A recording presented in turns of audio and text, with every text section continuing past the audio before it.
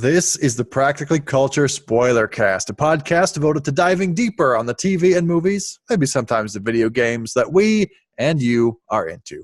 I'm your host, Logan Bowe, podcasting from Lehigh, and I'm joined as always by the one, the only Bob Castle in the Bay Area. How are you, Bob? I'm good. How's it going with you? You know me, hanging out. Cool. This week we reach back a little and we spoil First Reformed. And we'll also talk about what we're consuming and even make a top 5 or so list by the end. If you like what you hear, look for us in your usual podcast app at practicallyculture.com and on YouTube. We recommend to check all that out if you're into the show. We're spoiling TV, movies, probably sometimes video games. It's the Practically Culture Spoilercast. Let's rock. Oh, man, it is good to be back. Bob's still rolling along. And before we get into the spoiling, as always, let's chat a bit about what we're watching or playing. I'll even go first. All right. I finished Silicon Valley this week. I even did the mini review over there on the Spoilercast, or on the main show. And it's one of those, I could see us doing the Spoilercast treatment. It's pretty relevant. I liked it, but I know that you've been a conscientious objector to Silicon Valley a little bit. I like the way you phrased that. Yeah, that's accurate. I also finished the new season of The Great British Baking Show. Not sure that's really what people need spoiled. What else? I guess I'm working on my backlog homework of both Outlander, and Better Call Saul still. But those are still brewing, simmering, not fully cooked yet to do spoiler casts for. Anyway, what you got cooking? So I'm continuing on with Jack Ryan, the Tom Clancy show on Amazon. Oh yeah. We're like on episode 5 now. We're cruising right along. It's pretty enjoyable. It's like, I think I said this before, it's kind of in the good, not sure if it's great yet category, reserving judgment, but it's got its own strengths, and so far I'm enjoying that. Is it getting enough buzz where we could think about maybe the spoiler cast treatment? That's one of the reasons we talk about this. Good question. I'm not sure. Being an Amazon show, I feel like Amazon shows, only the upper tier ones, it seems like it's getting a lot of like publicity and marketing push. They want it to be amazing, and the budget probably suggests that they could use a lot of people talking about it, but hard to say. I'd be happy to, though. I think it could be a lot of fun, actually. Maybe we'll get on it. Yeah, there's another. I just finished Ozark season 1, and I reviewed that, and I'm starting season 2, which is pretty buzz heavy in a way that could deserve a spoiler cast. So fair enough. So maybe I'll prioritize that one in terms of homework for the people. Yeah, although it's now 2 seasons you got to go through, but there's been more catch up done in past podcasters' lives. That's true. One other one, I was trying to find the name of it. That shows you how good or bad it is, I guess. It's another Amazon original. It's very British. It's only like a 3-part series, and we just started watching it. About a murder in the past. It's like kind of almost a Downton Abbey vibe, but with murder. I already forgot, but honestly, it wasn't that great. And I will probably, since it's only 2 more episodes I need to watch, I'll probably finish it and review it, because that's always a fun reason to finish something. But I can't even remember what it is, so you don't need to see it. All right. Well, ready to get to this? Yeah, let's do it. First Reformed, a priest of a small congregation in upstate New York, grapples with mounting despair brought on by tragedy, worldly concerns, and a tormented past. Starring Ethan Hawke, Amanda Seyfried, and Cedric the Entertainer. Written and directed by Paul Schrader. What did you think, Bob? Wow, this is a complicated movie for me to comment on, because I'm just so excited we have a spoiler cast. I really got sucked into this. I would say, in some ways, some of the words that come to mind up front are relatable, sad, but hopeful. Like the first 2/3 of the movie, it had this drama, kind of heavy drama feel that resonated with me. Small town pastor having a crisis of faith, a lot of things simmering, and you're like, okay, this pot isn't boiling over, and then all of a sudden it's like, whoa, the pot didn't boil over, the kitchen exploded, and then I have different feelings about that aspect of it. So I would say I moved from relatable, sad but hopeful, intrigued, engaged, to craziness, full of horror. Not sure I can recommend it. I don't understand it. So I want to say, Logan, that I liked it, but I'm going to go on record as to say I don't know that I can recommend it. And And I want to hear what you have to say because I feel like I'm in the minority. Oh, in the minority. Well, I would recommend people see it. For me, it's one of those like capital F films. Yes. I feel like Film school. there's filmmaking going on here, Mm. where they're like aspiring to say something literary, then maybe in ways that you can only fully say in movies. And so when it aspires to art, I sort of get off on that. I have to admit. Yeah, but it's like it wants to be a painting in a museum that people look at and be like, oh, the shapes mean this, and it's like we don't know what the shapes mean. Why is this painting famous? It's shapes. Well, I'll get to that. Okay. I mean, it does pose a lot of questions, and it doesn't offer as many answers as it poses questions. There's a lot to think about, but I even like the ending, and it's partly because it's I don't think it's vague as much as it's ambiguous. By which I mean it gives little hints at possible interpretations without choosing between them, and leaving it sort of open-ended. But I thought that just the little hints at what might be going on in the ending are just enough to leave me exhilarated instead of frustrated. But it is a good thing to be on the spoiler cast because we can talk about that in more detail. That's why we do this. Yeah, let's get into it because it tonally shifts toward the end, and we'll get to that. Yeah. I'm torn. Part of me thinks we can just go to the ending because that's probably the most, groundbreaking part or the most earth-shattering part of this. But is it weird to do that before we sort of set the stage and talk about more of the movie for those few people who watch this or listen to this so they don't have to watch it? Yeah, I feel like we should at least give some lip service to the premise and the setup and how we get to the ending. We don't have to spend tons of time on it because it's really the ending I want to talk about. But I think I already started. It's a small town pastor having a crisis of faith, and it doesn't even start at that point. Ethan Hawke is keeping a journal.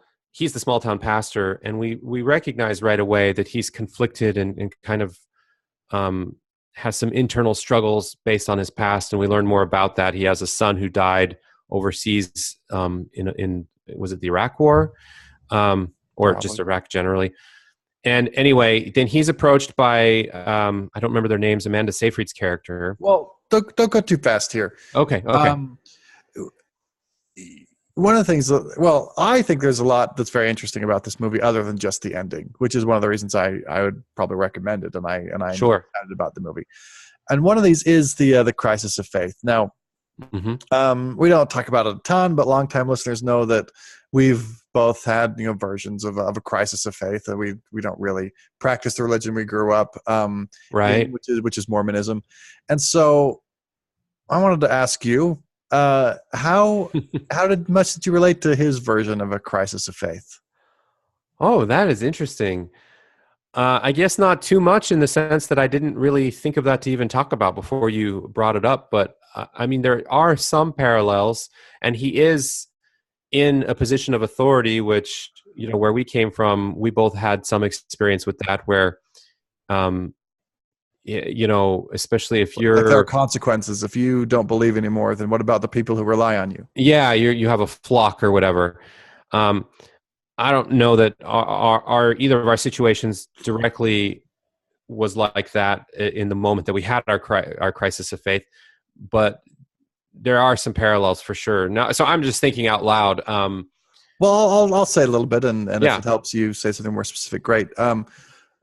It actually felt significantly different than mine as I watched it, because what he's going through is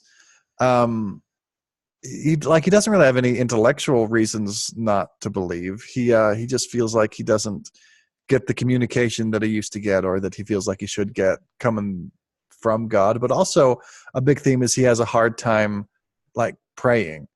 So there's something going on where he can't talk to God and God can't talk to him.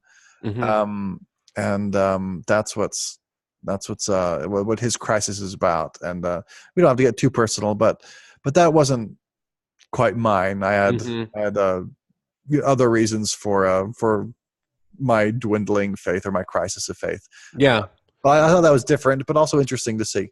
Well, it was different, and retroactively thinking about it and comparing it, I feel like there's a flavor of that in my story, but it came much later, and it's not really the catalyst or anything. But another thing that was going on in his life that I do relate to is he at one point wanted to communicate with other leaders in his church who had more power and influence, that certain things should be the priority.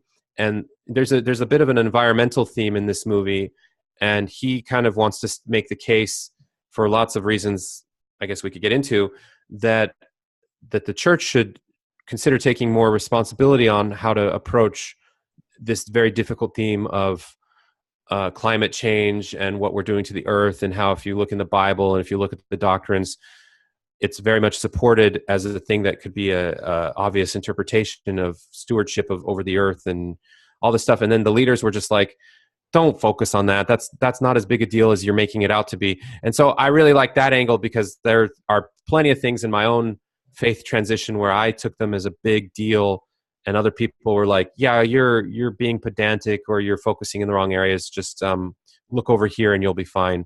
And so I like that angle. Yeah, well, those themes you're talking about sort of culminate in, I thought, in one scene in particular. And I think there's more than just a little environmental theme here, and we can touch on that a little bit eventually. But right now I want to focus on what you were getting at.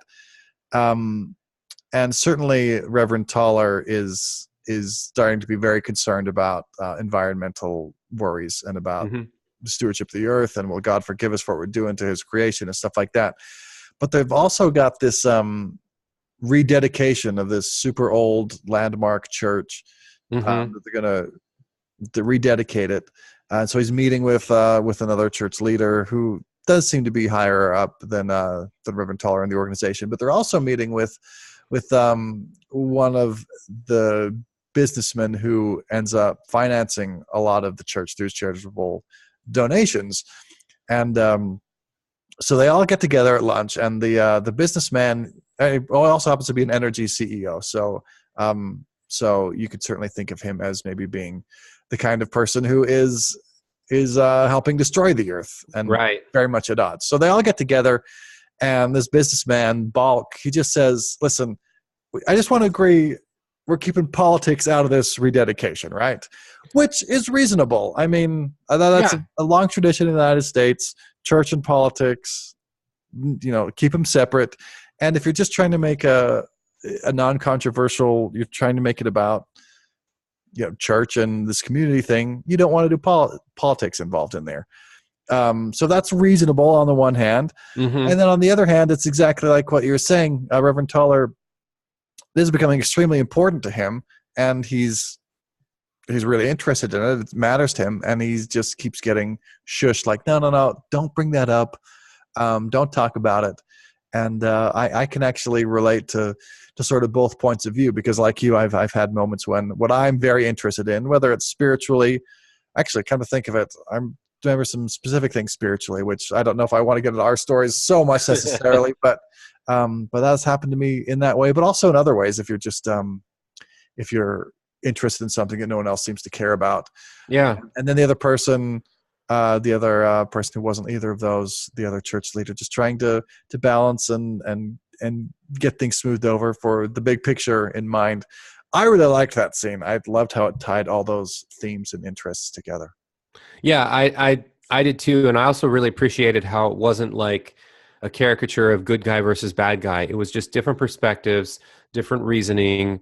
Like you said, it's very reasonable for the businessman to have that point of view, although he comes up more in the story, I guess, a little bit, but still,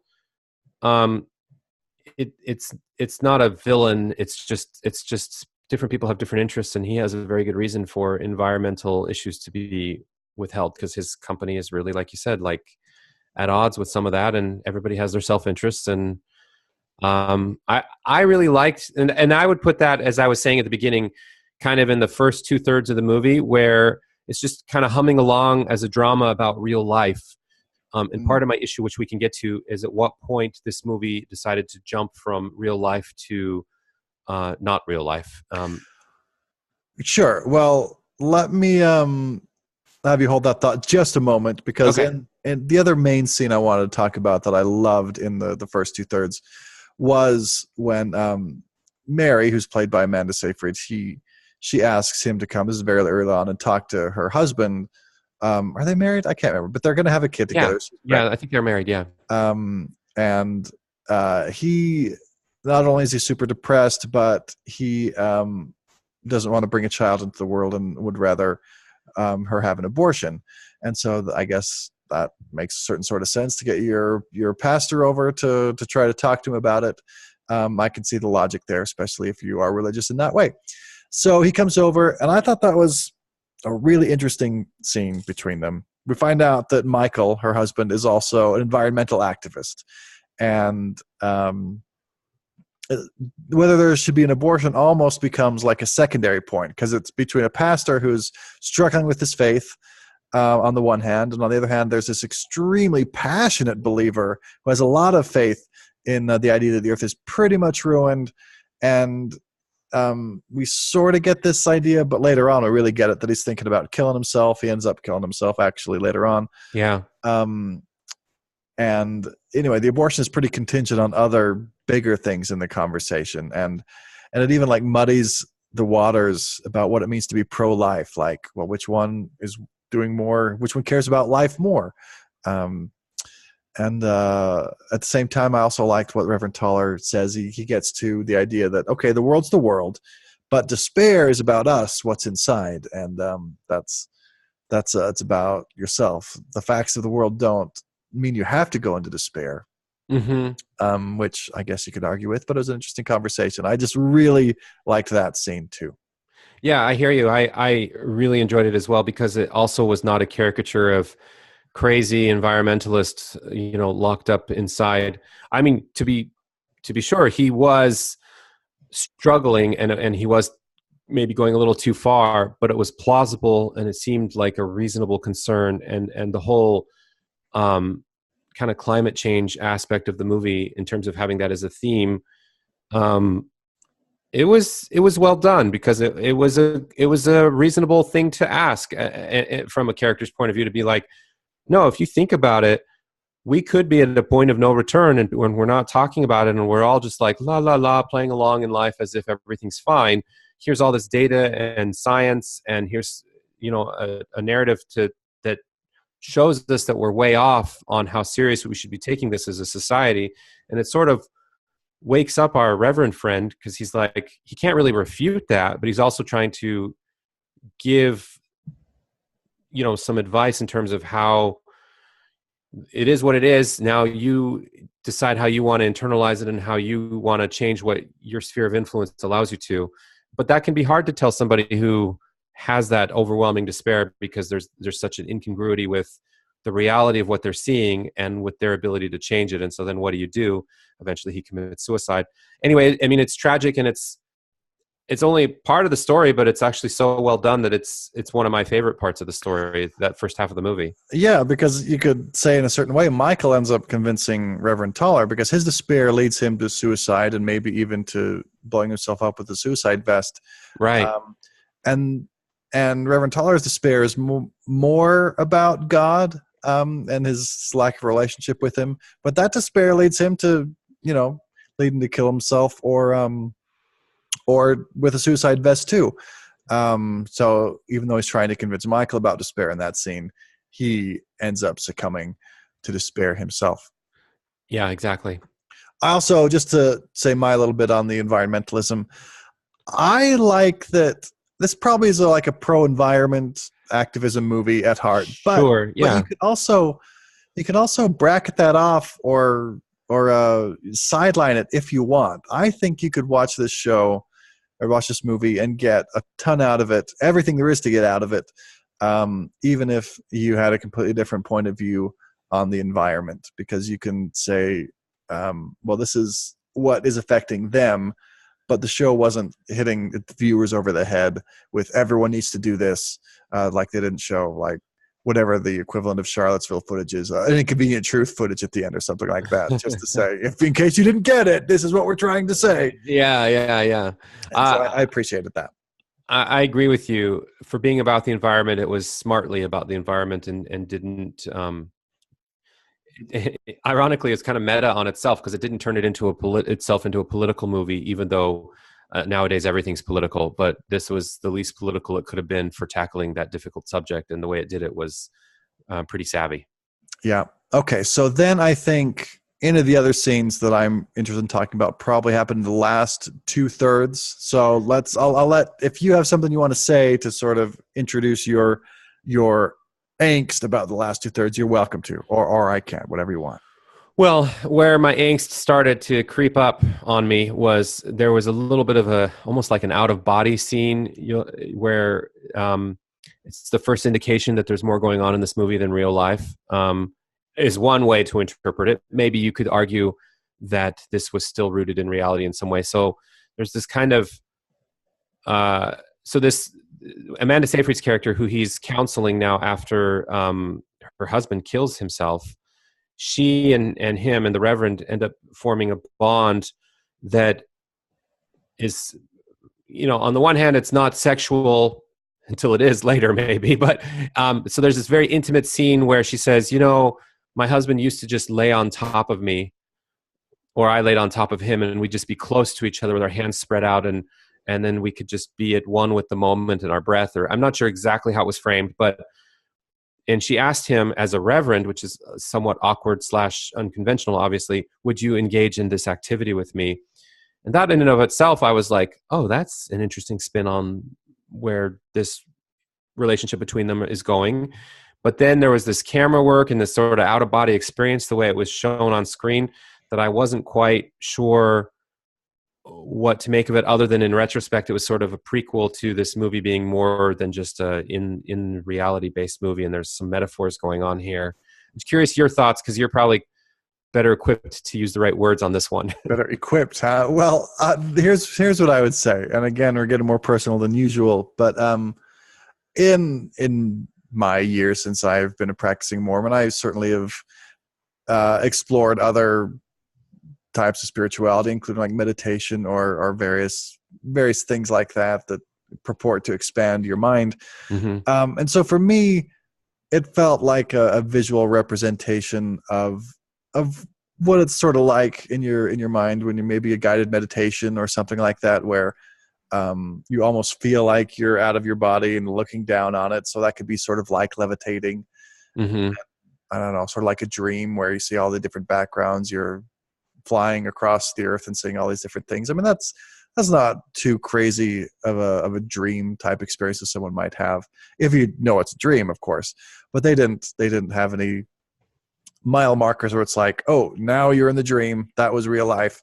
Yeah. And so for me, that scene I just sort of thought of as that's what it sort of felt like, as they were paying attention to their breath. They were trying to have, like, it was an act of intimacy in a certain way, but also of spirituality. And mm-hmm. so those can sometimes feel in a certain sort of way that you could represent the way they represented. That's how I interpret it that way. Yeah, it makes sense. It sounds like it was neither here nor there in terms of changing things for you. I felt like it was a little bit of a pacing tonal change for me, but I was still like, oh, interesting. But then in retrospect, it seemed to be more significant than it did in the moment, is how I would frame it. But well, I mean, it seemed to be some version of a spiritual experience, which Toller had been lacking for quite a while. So I think mm-hmm. there was some significance probably there. Yeah, there you go. Yeah, I think you're right. Okay. I don't know. You seem a little unsatisfied with my take on it. Well, I it's weird. This movie did a weird thing for me, because I have my reaction of what I felt in the moment. Then I have my reaction to that reaction based on how the ending of the movie changed things. And then I have my reaction having the movie sit with me for a while and then rethinking about it holistically. And they all seem at odds with each other. And I'm super confused. That's what I love. I love that it can make you think about things in different ways at the same time. Because it was like okay, so just to recount, maybe it's not that interesting, but for me, that scene was at first, took me a little back, and I was like, oh, I don't need this right now. I just want to move on with just a solid drama. But then when the ending happened, I was like, oh, maybe that was a little bit of a tease and kind of a baby steps to this being more of a metaphor movie than a movie in terms of just a literal movie. And then in retrospect, I'm like, oh, maybe this movie is better than I think it was after I sit with it and let it fester, or that's a negative connotation. Let it sit there in my mind as I work through things, percolate. Yeah, and it's trying to be both, and it's both literal and metaphorical. And some of these scenes are playing with my senses on which is where the lines are, how blurry, where is the literal, where's the metaphorical, and that's on purpose. And that challenges me in a way that can frustrate me, because I feel like my reaction to this type of artwork is completely contingent upon what's being said or what's trying to be said. And if everybody walks away seeing something different, and then you want my opinion on what I thought, well, when I know that there's 5 different ways to view something, I feel like I have to give 5 different opinions, and it makes it like less tangible as something I can talk about as a thing I like or don't like, because it's so contingent upon the randomness of all the different angles you can take away from something like this. And you could say that about, I mean, I know you could take my criticism and then say, but Bob, can't you apply that to any movie? Well, yeah, but not like this. This movie is so open-ended in so many ways to me that it really just ended up frustrating me. But then I'm challenging myself on why that is. And we haven't even gotten to the ending conversation, but maybe we should just go there. Well, what I want to say in response to that is, I think you're right that this movie has all that you're describing, certainly compared to most movies. But I don't know if this solves it for you, but what I think is that Paul Schrader was trying to make a movie, and the way he was trying to make it more like art than a lot of movies aspire to be, is by depicting a version of the religious life, or the religious quest or journey that someone might be on. And in that sense, religion is always about mystery of some sort of things that depending on what you mean by taking something on faith, about accepting things that you only partly understand or maybe don't understand, that you could interpret in different ways. And I think he's trying to make a movie that describes what it's like to try to be religious, and so that's a part of it. So I think that's what he wanted you to feel. Now, whether you thought he was successful, or whether you liked feeling that, or whether you think it's a good movie for that, I mean, that's up to you, obviously. But I think that helps, but I feel like I want to say that applies as a framework for me a lot better to that intermediate scene of that intimacy between the two of them. But using what you just said and applying it to the ending, it still leaves me wanting. But we'll get to that. All right. Well, I'm ready. So, I mean, let's talk about the ending. How much do we want to include as the ending, I guess, is the question. But here's sort of where I think of it as what I call the endings. Anyway, Reverend Toller he's set. He's going to blow up this rededication with the suicide vest. He puts it on under his garments, his raiment. And as he's walking to the chapel, though, he sees Mary, who he told not to come. He's like, no, seriously, do not come. She's like, okay. Right. But then she shows up, and he can't bring himself to follow through on the destruction. So he goes back to his chamber. He's super late for the meeting at this point. The people are getting restless. Yeah, because he's supposed to kick it off. He doesn't have a huge role, but he's the one. Well, it is a huge role. He's to kick off the rededication and then hand it over to other people who are going to talk more or whatever. Yeah, and people are getting really antsy because where in the world is he? Right. But he's like, well, I'm not going to blow it up. So am I going to be late, or am I going to not blow it up? I think I'll choose being late.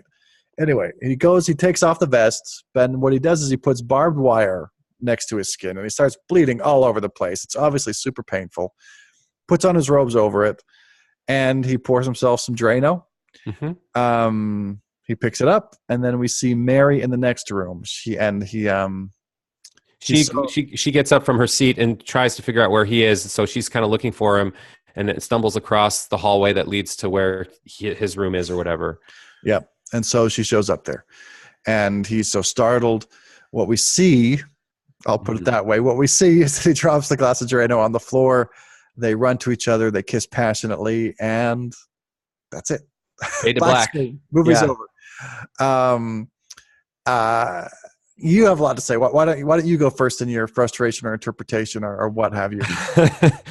Well, there's just so much going on here, and everything is contingent upon everything. So if I say the barbed wire means this, or the Drano means that, or the fact that there were no barbed wire protruding through the clothes, or there was no blood, or did Mary know what was going on but didn't care, or did she not know? Did she feel the barbed wire on her pregnant belly? There's just unlimited questions as to how this logistically and literally is impossible, improbable. And I know that's all beside the point, but it's still driving my desire to talk about this scene, Logan. I don't know how to divorce myself from none of it making sense in reality so that it can make sense in metaphor land or whatever. So well, let me ask you a question. So I had those same questions, like, okay, he seems to be bleeding. So, like, wait, they're hugging and kissing. Is she getting poked and she just doesn't care? If she would have been ow, but then got back to the kissing, would that have helped then? a little bit. Anything to just acknowledge how physics works. I don't know.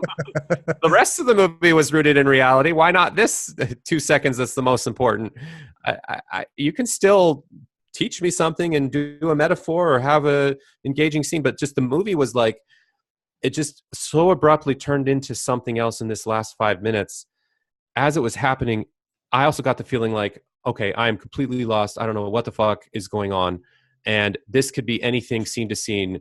And when art does this, sometimes I get annoyed when people are like, oh, that was so brilliant the way he da-da-da-da. And I'm like, bullshit, you had no idea what was coming. It could have been just as brilliant if the barbed wire poked through, if it was razor blade cuts, if it, instead of Drano it was this, if it was like any infinite number of possibilities could have been on screen, and you would have still probably been like, oh, that was brilliant art because of the way that the Drano. And I'm like, it's just so, there's something about it that was so nonsensical that made me frustrated and wanted to call bullshit. But I know that's me being like, that's my own hangups of being too literal.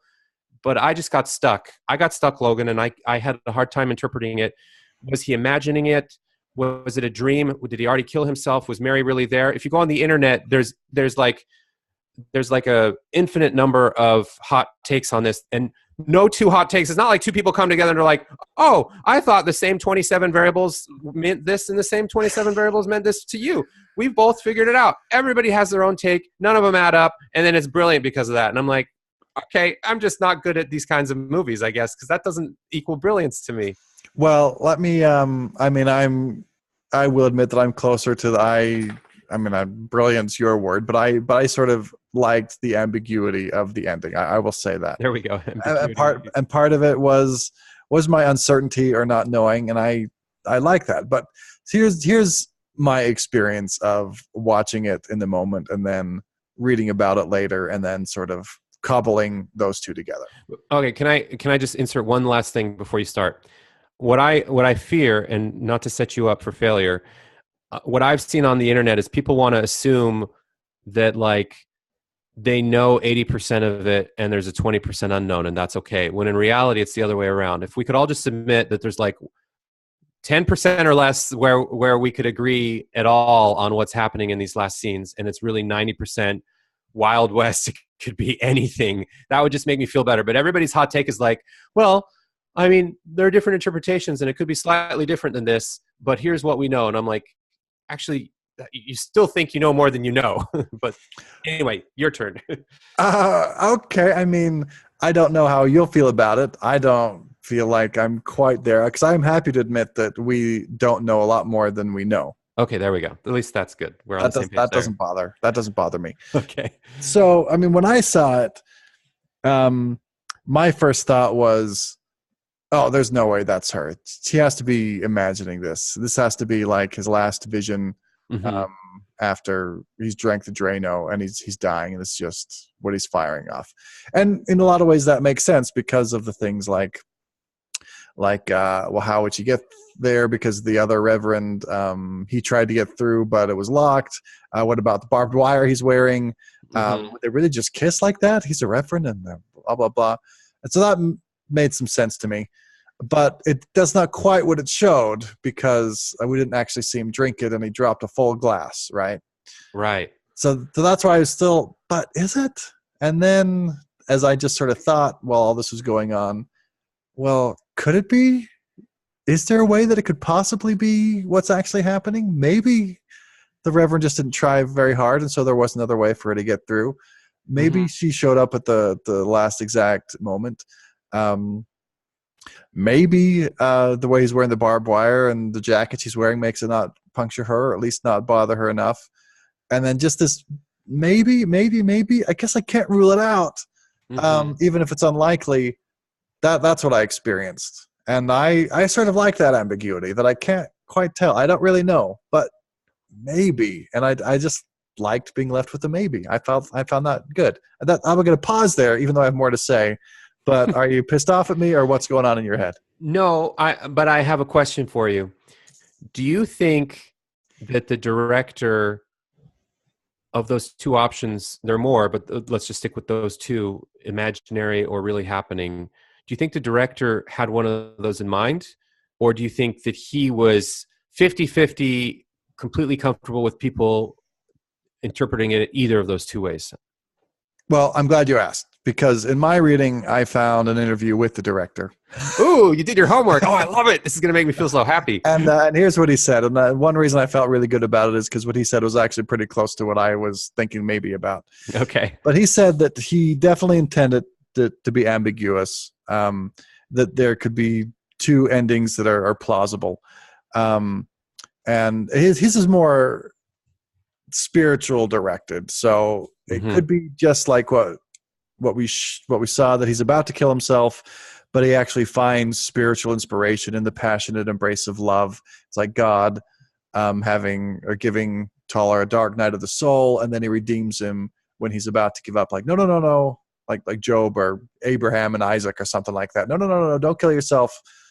Now I'm finally showing you what inspiration is, what God is. And it's love. It's a sort of passion, and the fact that she's named Mary is also a very religious name too. So that's one possibility.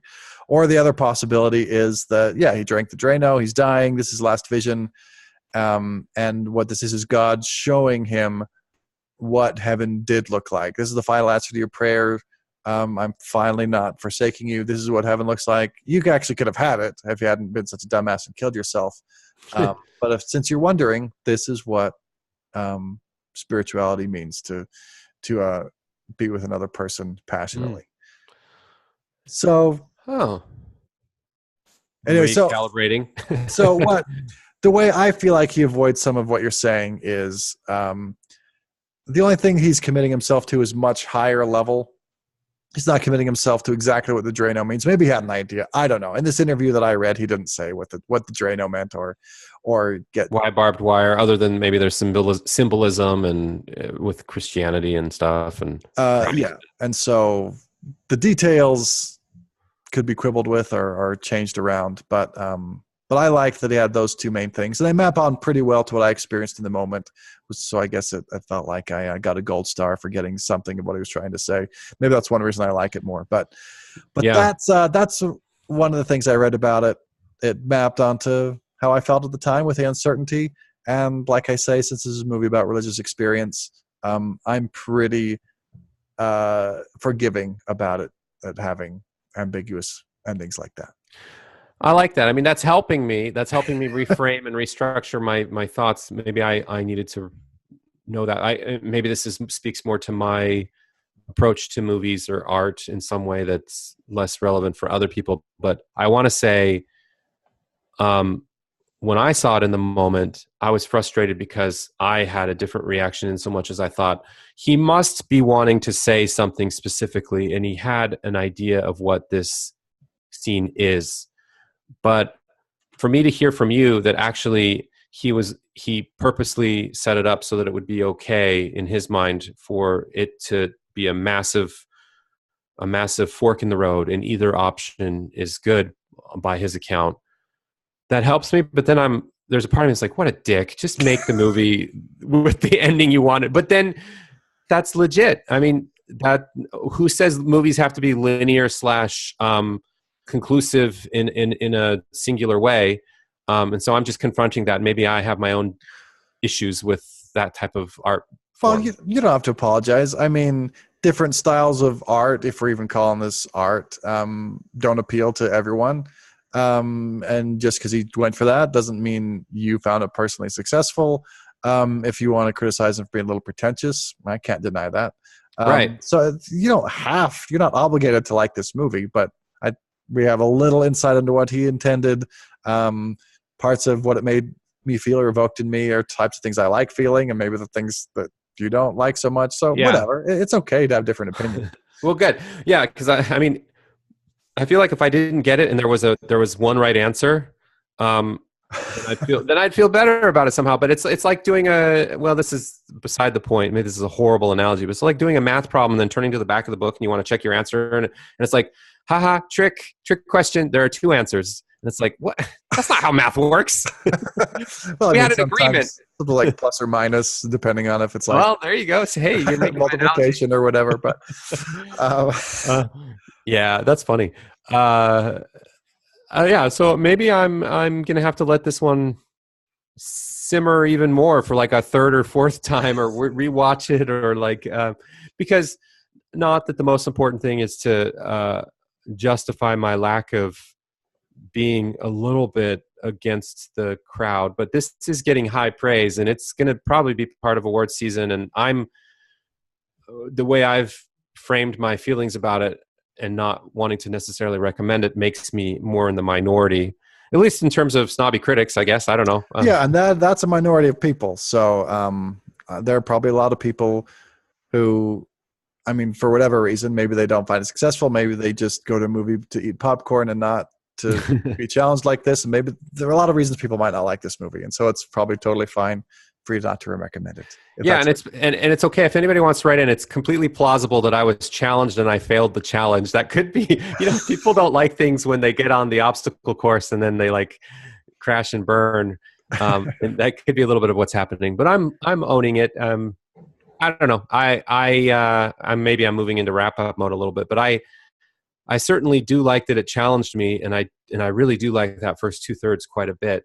But I just found the ending just too much for me to process, and my CPU overloaded, and I had to buy a new power supply and it or something. So it is what it is. But I'm happy to see your counter perspective of leaning into that ambiguity and embracing it right as it was happening, and not letting the literalness overtake you or whatever. Because I mean that makes sense. Well, yeah. Anyway, I think we've said what we have to say. Before we go on, though, we need a top 5-ish list, and the top 5-ish list I want to do this time is of Ethan Hawke performances, and I guess we'll get the caveats and disclaimers out. We sort of do this every week now, but we haven't done this for decades and decades. He's got a lot of performances that we probably haven't seen. Right. So take that into consideration. But we're still calling this the definitive list of... Definitive. Yeah, absolutely. All right. So we got First Reformed on the list of good Ethan Hawke performances. We'll leave that there. I'll go first. Yeah. For my... highest one other than First Reformed, I'm going to say I really like the Ethan Hawke performance in Boyhood. Oh, Boyhood. That's not on my list. I thought it was fine, but I knew of it, but didn't put it on my list. So we'll see where it nets out. I thought that was one of my favorite things about Boyhood. I didn't like it as much as other people liked but I did like Ethan Hawke in it. So there's me. Okay, what do you got?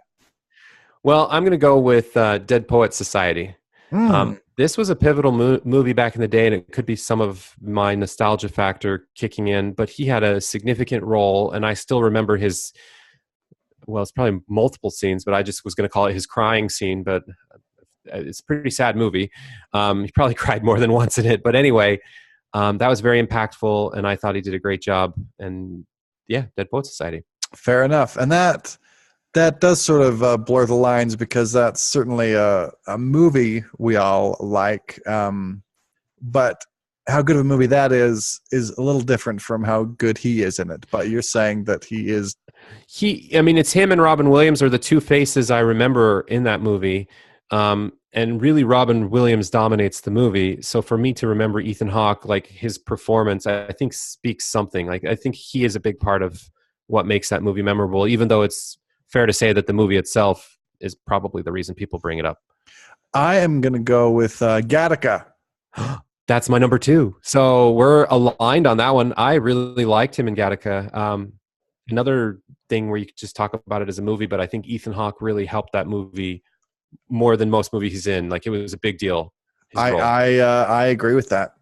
Okay, what's your next? Well, my next was, First Reformed, I was going to put as number 3, so let me just skip over that. And the other movie that I really liked him in is a recent one. I just saw Juliet Naked.